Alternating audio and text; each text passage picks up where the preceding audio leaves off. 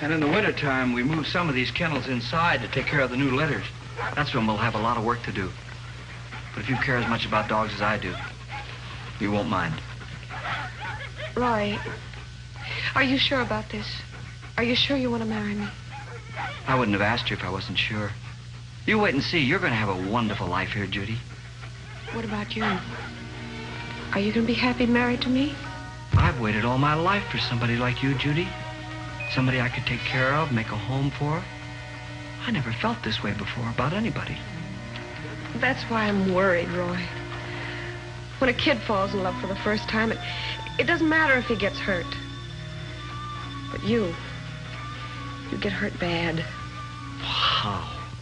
How could you ever hurt me? How? I've told you a dozen times, Roy.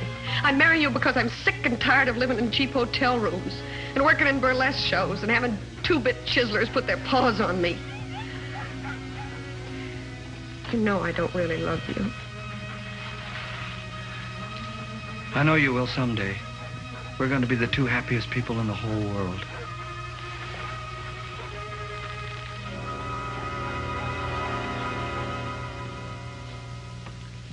Private citizens often supply the Treasury Department with information which is invaluable in the detection of income tax evasion. Almost always, these people are motivated by a desire to perform a public service, to assist their government. Now, however, in my role as Chief of the Intelligence Division, Internal Revenue Service, I'm going to tell you about a case in which information was furnished the Treasury Department as an instrument of personal vengeance. This is Treasury File 3840, Internal Revenue Service. The case of the elder brother.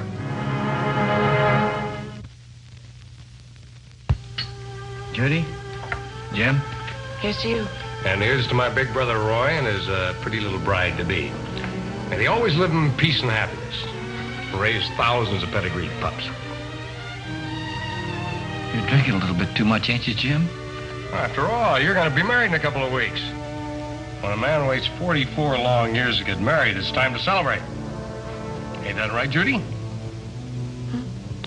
Oh, yeah, I guess so. Ah, you're getting a great little girl here, Roy. I've only known her a couple of days, but I can tell about a woman right off. You were in show business, weren't you? Jim, I don't think Judy wants to talk about show business. It's all right, Roy. I don't mind talking about it, as long as I don't have to go back into it. At least the part I was in. Now, what part was that? My brother never did tell me whether you're a singer or a dancer or what. I was in the chorus line, mostly. But I guess I've done just about everything there is to do in a burlesque show.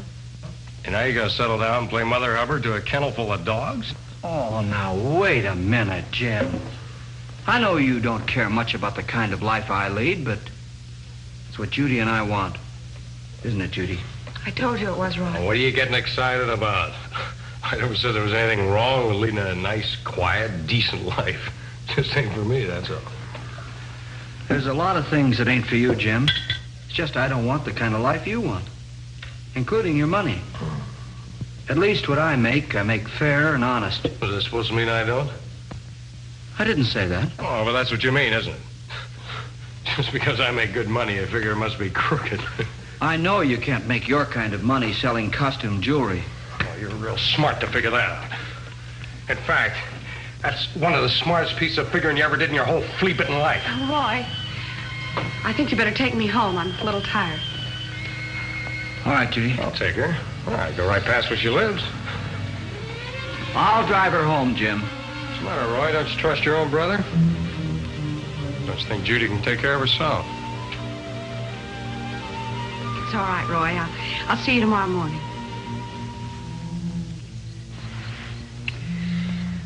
Why did you do that? Because I've been wanting to all evening, just like you have. I tried not to. Well, you couldn't help it. You're not for my brother. You're too much for him. Roy's good to me, Jim. He's better to me than anybody's been to me in my whole life. If he wants me, I can be happy with him. Doing what? Manicuring dogs? Washing dishes? Sitting around the fireplace every night? I never had a fireplace. That's what I want. Something decent and simple and steady. And in 2 months, you'll be ready to jump out of your skin. Why not? Leave me alone. What's the matter? Afraid you find out you got the wrong guy?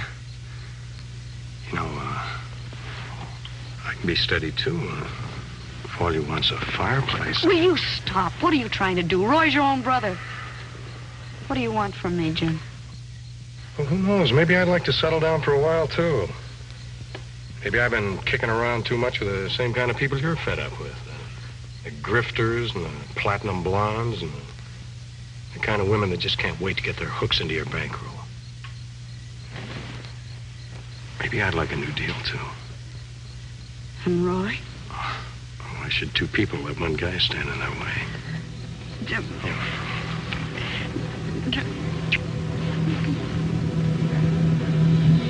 Jim, please, will you leave her alone? For the past 2 weeks, you've done nothing but try to take her away from me. Buying her things, taking her for cocktails, driving her around in your car. Don't be a chump. I've got a right to be nice to the girl, haven't I? After all, you don't own her. She doesn't mean a thing to you. If you never saw her again, it wouldn't make that much difference. Can't you just do one decent thing in your life? Stay away from her. You know you're just playing around. You know what I'm doing. Think I'm just trying to take her away from you for the fun of it? Maybe I like this dame, too. Jim, you've got no right to like her. Now, take your hands off me. I'm warning you. Take your hands off. Don't ever try that again, or you'll get what you're looking for.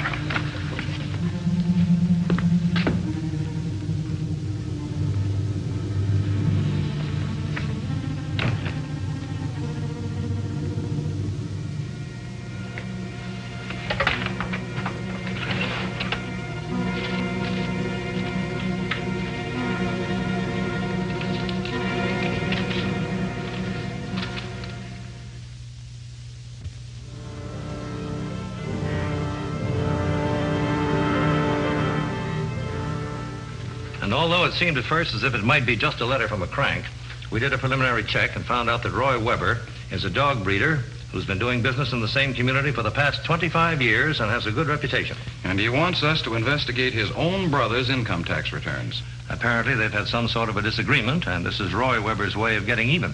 Oh. Well, does the letter contain any detailed information on the amount of the brother's income? Nothing specific, Clark. But in doing a check of the younger brother's returns, that's Jim Weber, we found several inconsistencies. In the first place, he's never reported an income of over $5,600, which isn't very much for a man whose own brother accuses him of earning 4 or 5 times that much. I see. And furthermore, this Jim Weber lists himself as a freelance jewelry salesman working for a number of wholesale jewelry companies. But 2 of the companies he's listed on his tax returns have never heard of him. Now, why do you suppose that a man would claim to have an employer he's never worked for? Why, attempting to cover up the real source of his income. Exactly. And if a man is trying to cover up the source, the chances are he's also covering up the amount as well. So run this down, Clark. Find out exactly what Jim Weber does do for a living.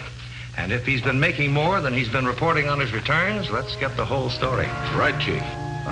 No, Mr. Clark. I don't know what company he's actually working for now. I do know he must be working for some company in Dallas because he takes several trips a year to Dallas. And he never mentioned the people he deals with down there? No, sir. Well, what about bank accounts, Mr. Weber? Do you know where your brother banks? No, I don't. Mr. Clark, do I have to keep answering all these questions? You asked us to make an investigation, didn't you? I assumed you'd be willing to help us. Well, I am. After all, he's my brother. I wouldn't want him to get in any real trouble. I mean, like going to jail. Just what do you want, Mr. Weber? I don't know. I was pretty upset when I wrote that letter, and he and I had an argument about something, and I tried to scare him. I tried to keep him from walking all over me. I didn't realize you'd go this far. We go as far as we have to, Mr. Weber. Now, to get back to your brother. In your letter, you mentioned the fact Further questioning of Roy Weber revealed little about his brother Jim's financial dealings, but Agent Clark was able to obtain a general picture of brother Jim's standard of living.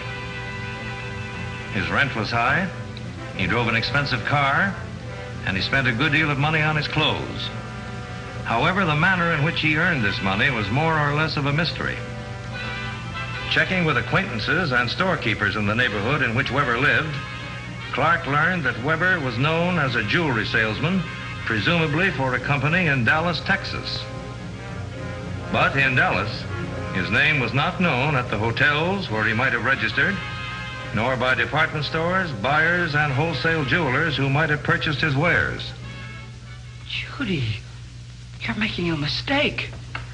I'm not saying that because I want you for myself. It's for your sake, too. Jim's no good for you. You've got to stop seeing him anymore. Got to stop thinking about him. I'm afraid I can't, Roy. Jim and me, we're going to be married. Married? I'm in love with him, Roy. Really in love with him. That's what I've been trying to tell you all week long, only I couldn't figure out a way of saying it so it wouldn't hurt. You're in love with him? Jim?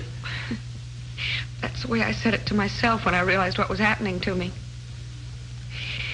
It's really kind of nutty, me falling in love after all I've been through, especially with a guy like Jim. I'm not really too different from you, Roy. I know Jim doesn't care about me the way you do. Only I got to take my chances. Don't do it, Judy. Please. I'm sorry, Roy. I'm sorry. If there was any other way, I'd do it. You're not really in love with him.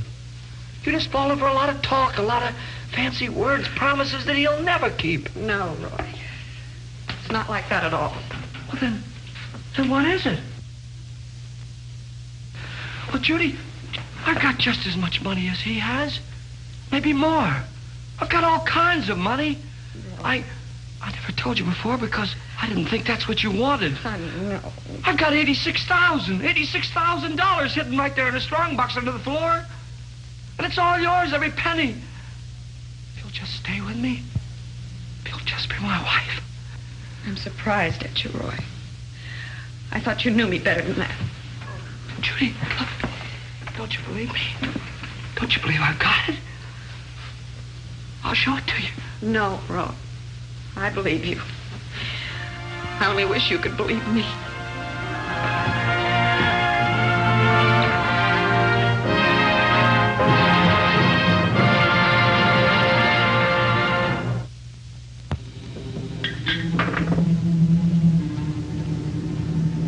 Let's have a toast. No, we don't want to drink. What'd you call us up and ask us to come over here for?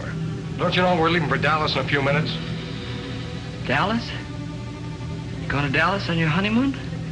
That's where we're going to be married, Roy, tonight. Married? Well, why don't you get married right here in town? Plenty of places right here in town. I'll tell you what I'll do. I'll stand up with you. I'll be your best man. Now, look, Roy, don't be funny. What's the matter? What are you stalling for? If you're really going to marry her... Hey, shut your Jim, mouth. please. He's been drinking. Sure, I've been drinking. Time to celebrate, isn't it? My brother's getting married. My best girl, too. What a coincidence. Oh, come on, let's go, Judy. Wait a minute. I want to tell you something before you go. I want to tell you something and you remember. You treat her right. Because if you give her a dirty kick... Oh, come on, we can't waste any more time. If we don't get out of here, we'll miss the plane. But come on. The plane which Jim Weber and Judy King boarded for Dallas that morning was also boarded by Agent Clark, who had been keeping Weber under surveillance for the past week in an effort to learn the true source of Weber's income. Upon their arrival in Dallas, Clark followed the pair to an expensive hotel where they engaged separate rooms.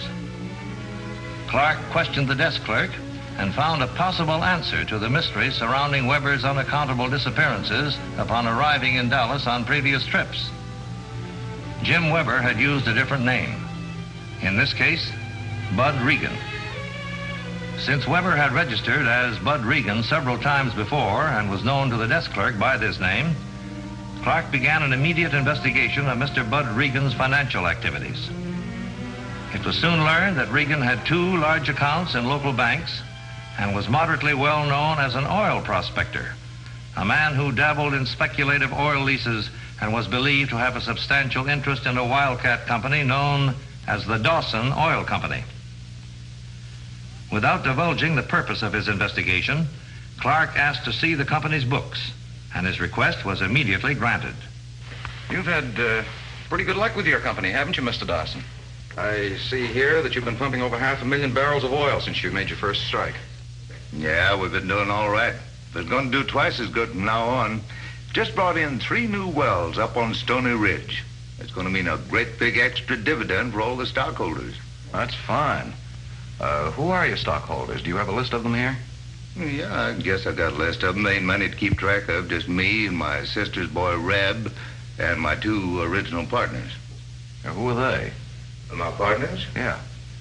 Well, Neil Granby, he's one of them. He used to be my barber.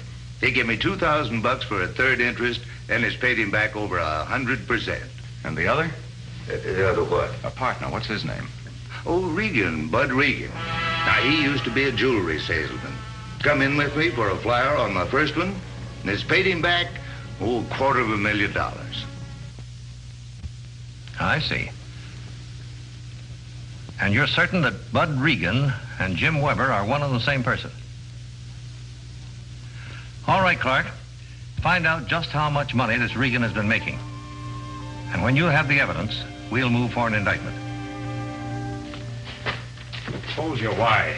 15 times I told you why I couldn't get the marriage license yesterday. I had to go up to Stony Ridge and see those new wells Dawson brought in. And a million other things to take care of. A million things more important than a marriage license? Oh, look, honey, I haven't even had time to unpack yet. What's your hurry? We're going to be married for a long time. Are we?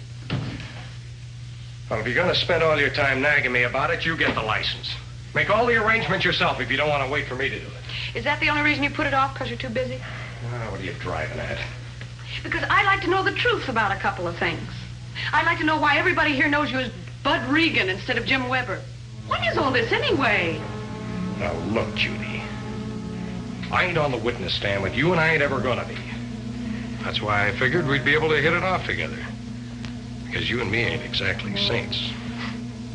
If you married a guy that wasn't strictly on the up and up, it wouldn't matter too much to somebody like you. You mean I'm no good myself, so I can't be choosy about the kind of guy I pick for a husband? Well, That is what you meant, wasn't it? I got no right to anything good or decent. I'm just somebody you fished out of the bottom of the barrel. Oh, now come off it, will you? You're talking like you didn't know what the score was. You know why you fell for me? Because you knew I was in the chips. If that's what I'd have wanted, I'd have stayed with your brother Roy. At least he'd have treated me like I was somebody, not like a piece of trash. Sure. He'd have treated you fine. Till he got sick of living on beans and hash and he'd have walked out on him. Now listen to me, Jim. Your brother doesn't have to live like that. He's got just as much money as you have, maybe a lot more. He's got $86,000 stashed away in his living room. He wanted to give it to me, every penny of it, just so I wouldn't run away with you. Well, if that's the way you feel, you go ahead and take it. You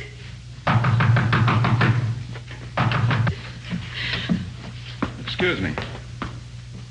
Mr. Regan? Yeah, that's right.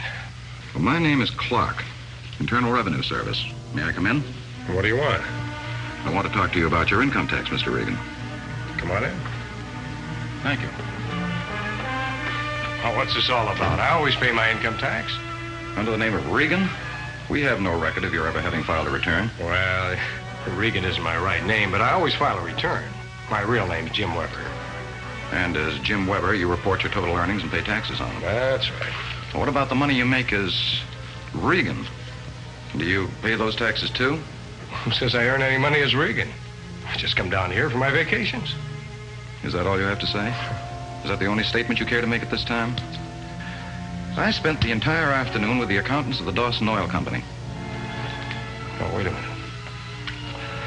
Oh, who told you about them? Who's been talking to you about me? Well, quite a number of people, Mr. Regan. Now, well, who? Somebody put you up to this, and I want to know who it is. Now, who told you about me? My brother. Is that who it was? Well, let me tell you something, mister. The last laugh isn't going to be on me.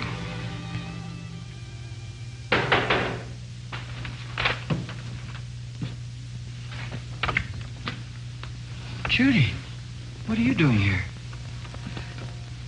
Could I come in, Roy? Oh, sure. Where's Jim? You were right about him. He turned out just like you said. And you didn't get married? No. I guess I made a mistake, didn't I? How can you live without making mistakes? Is it too late, Roy? Is it too late for us, or have I ruined that too? I'm not mad at you, Judy. Well, I just don't know whether it'd work out anymore. I wouldn't blame you if you didn't want to take me back. At least you wouldn't have to worry about my walking out on you anymore. I know what a fool I've been. You want me back, Judy? You really want to live here and be my wife and give me another chance to make you happy? Roy, I want you to give me another chance. Will you? You know I will.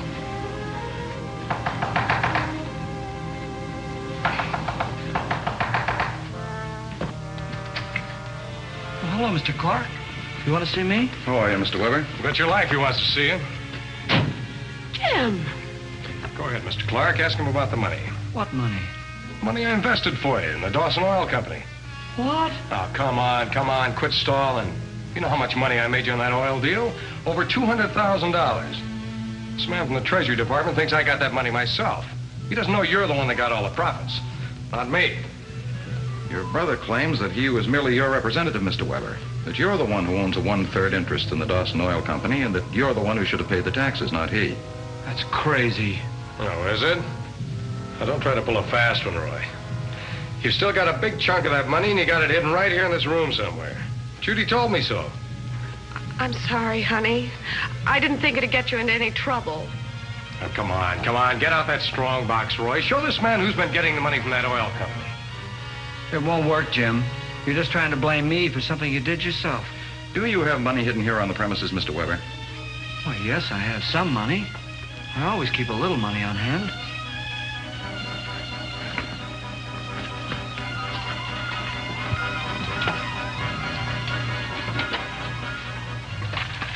Here it is.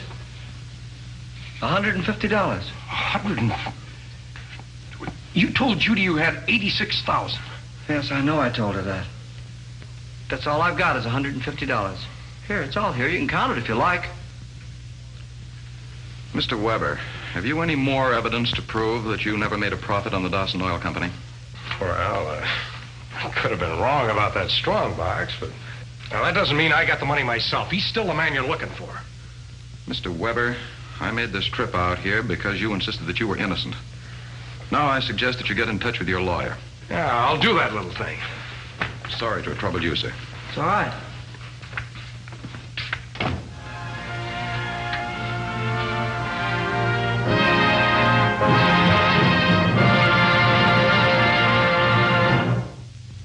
Despite Jim Weber's persistent efforts to involve his brother in the case, the government easily proved that Jim Weber not only earned the money he failed to report on his income tax returns, but was also successful in making an additional profit on stock and grain market speculations. Upon his conviction in a federal court, Weber was ordered to pay $171,000 in back taxes and fines, and was sentenced to 4.5 years in the federal penitentiary, where he is still serving his term.